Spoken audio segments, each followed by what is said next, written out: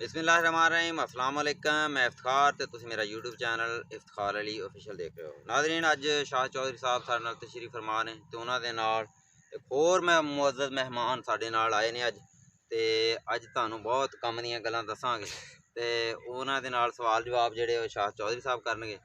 ते लो जनाब, अज मिलो नवें मुअज़्ज़ज़ मेहमान दे नाल। बिस्मिल्लाहिर्रहमानिर्रहीम। सज्जणों ते बेलियो, मैं तुहाडा वीर डॉक्टर इफ्तिखार दे नाल डॉक्टर इफ्तिखार ऑफिशियल चैनल दे नाल शाहिद चौधरी ते अज असीं तुहाडे वास्ते लिआए हैं एक नवें सोहणे मित्र ते अपने वीर नूं जिहदा नाम शहादा चीमा ते जिन्नू दुनिया जानदी। शहादा चीमा जिहड़ा जे ना, इहदा तारफ जिहड़ा ना तारफ दा मुहताज ही नहीं हैगा। ਇਹ ਉਹ ਬੰਦਾ ਆ ਜਿਹਨੇ ਗੁਰਬਤ ਦੇ ਵਿੱਚ ਪੈਦਾ ਹੋਇਆ ਤੇ ਗੁਰਬਤ ਦੇ ਵਿੱਚ ਹੀ ਜਵਾਨ ਹੋਇਆ ਤੇ ਹੁਣ ਇਹ ਆਪਣੇ ਬਾਪ ਦਾ ਸਹਾਰਾ ਬਣਿਆ ਤੇ ਸਾਰਾ ਘਰ ਦਾ ਜਿਹੜਾ ਵਜ਼ਨ ਆ ਇਹਦੇ ਸਿਰ ਤੇ ਆ ਗਿਆ ਔਰ ਇਹਨੇ ਬੜੀ ਅੱਛੀ ਤੇ ਖੁਸ਼ ਅਸਲੂਬੀ ਦੇ ਨਾਲ ਇਹ ਆਪਣੇ ਘਰ ਵਾਲਿਆਂ ਦਾ ਸਾਥ ਦਿੰਦਾ ਪਿਆ ਤੇ ਬੜਾ ਹੀ ਬੀਬਾ ਪੁੱਤਰ ਹੀ। ਤੇ ਇਹਨਾਂ ਕੋਲੋਂ ਪੁੱਛਦੇ ਆ ਕਿ ਸ਼ਹਾਦਾ ਚੀਮਾ ਸਾਹਿਬ ਕੋਲੋਂ ਕਿ ਤੁਸੀਂ ਕਿਵੇਂ ਜਿਹੜੀ ਆ ਨਾ ਆਪਣੀ ਜ਼ਿੰਦਗੀ ਗੁਜ਼ਾਰਦੇ ਪਏ ਹੋ ਤੇ ਕੀ ਫਰਕ ਆ ਅਮੀਰ ਤੇ ਗਰੀਬ ਦੇ ਵਿੱਚ। ਇਹ ਭਾਈਆਨ ਇਹ ਜ਼ਿੰਦਗੀ ਡਾਕਟਰ ਸਾਹਿਬ ਕਿ ਜਦੋਂ ਬੰਦਾ ਜੱਟ ਬੰਦਾ ਜ਼ਿਮੀਂਦਾਰ ਪਾਣੀ ਲਾਉਣਾ ਜਾਂ ਖੇਤਾਂ ਨੂੰ ਲਾਉਣਾ ਫਿਰ ਫਸਲ ਚੱਕਣੀ, ਇਹ ਹੈਗਾ ਇੱਕ ਮਿਹਨਤੀ ਲੋਕਾਂ ਦਾ ਕੰਮ। ਬਿਲਕੁਲ।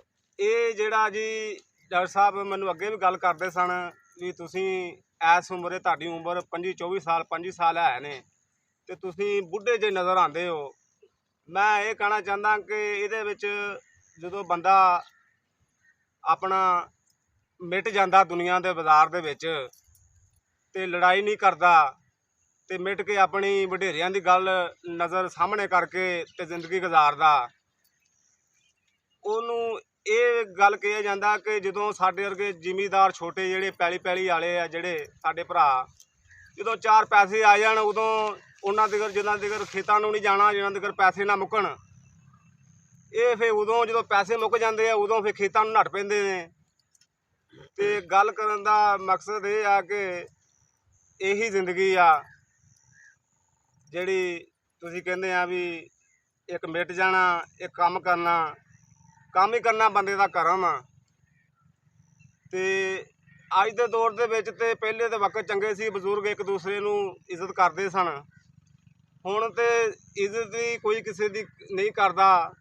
ਇੱਕ ਸੂਰਤ ਨੂੰ ਡਾਊਨ ਕਰਨ ਦੀ ਕੋਸ਼ਿਸ਼ ਦੇ ਵਿੱਚ ਦੁਨੀਆਦਾਰੀ ਦੇ ਵਿੱਚ ਚਲਿਆ ਗਿਆ। ਪੈਸੇ ਨੂੰ ਸਲਾਮ ਆ, ਬੰਦੇ ਨੂੰ ਤਾਂ ਕੋਈ ਸਲਾਮ ਹੀ ਨਹੀਂ ਕਰਦਾ। ਇੱਦਾਂ ਹੀ ਜਿਹੜਾ ਇਹ ਗੱਲ ਨਹੀਂ ਹੁੰਦੀ ਵੀ ਸੱਜਣਾ ਵੀ ਬੇਲੀਓ ਵੀ ਇੱਕ ਬੰਦਾ ਹੋਵੇ ਵੀ ਇਕੱਲਾ ਇੱਕ ਕਾਰ 'ਚੋਂ ਨਿਕਲਿਆ ਹੋਵੇ ਤੇ ਲੱਠਾ ਲੱਗਾ ਹੋਵੇ, 5-4 ਬੰਦੇ ਉਹਨੂੰ ਸਲੂਟ ਮਾਰਨ। ਇੱਕ ਮਜ਼ਦੂਰ ਬੰਦਾ ਮਿਹਨਤ ਕਰਕੇ ਘਰ ਦਾ ਬੰਦਿਆਂ ਵਿੱਚ ਆਇਆ ਹੋਵੇ, ਕਹਿਣਾ ਯਾਰ ਇਹ ਕੌਣ ਆ? ਜੀ ਚੀਮਾ ਸਾਹਿਬ ਜੀ। ਗੱਲ ਇਹ ਨਹੀਂ ਦੇਖੀ ਦੀ ਹੁੰਦੀ, ਗੱਲ ਹੁੰਦੀ ਆ ਕਿ ਜਿਹੜੀ ਨਸਲਾਂ ਤਾਈਂ ਨਸਲੀ ਬੰਦੇ ਇੱਕ ਵਡੇਰਿਆਂ ਦੀ ਗੱਲ ਤੋਂ ਬੰਦਾ ਦਾ ਨਾਂ ਹੁੰਦਾ ਤੇ ਵਡੇਰਿਆਂ ਦੀ ਗੱਲ ਹੁੰਦੀ ਆ। ਗੱਲ ਸਾਰੀ ਪੈਸੇ ਦੀ ਕੋਈ ਨਹੀਂ ਹੁੰਦੀ।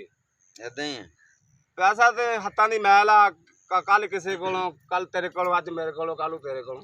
ਇਹ ਪੰਜਾਬੀ ਦੀ ਚੀਮਾ ਸਾਹਿਬ ਇੱਕ ਕਹਾਵਤ ਆ, ਕਹਿੰਦੇ 20 ਤੇ 20 40 ਦੋਸਤ ਆ। ਜਿਵੇਂ ਕਹਿੰਦੇ ਨਾ ਇਹਨੂੰ ਬੰਨ ਕੇ ਰੱਖ ਲਾ ਗੱਲਾਂ ਨੂੰ, ਜਿਹੜੀਆਂ ਤੁਹਾਡੇ ਵਾਲੀਆਂ ਗੱਲਾਂ ਉਹਦੇ ਵਾਸਤੇ ਆ 20 ਤੇ 20 40 ਦੋਸਤ ਆ।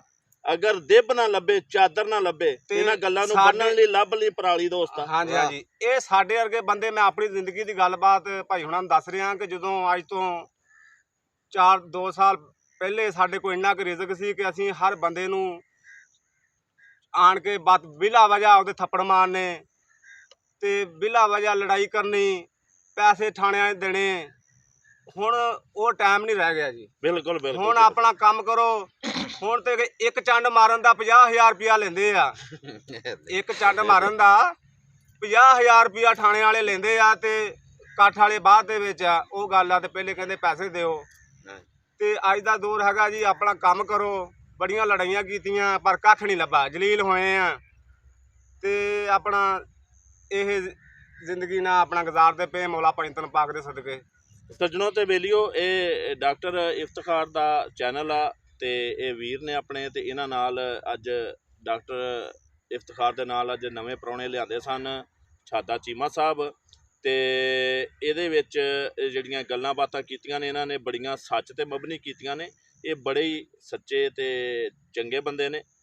ਤੇ ਇਹਦੇ ਉੱਤੇ ਇੱਕ ਸ਼ਾਇਰ ਨੇ ਕਿਹਾ ਕਿ ਇਹ ਆ ਮੇਰਾ ਮਲੰਗੀ ਦੋਸਤ ਆ।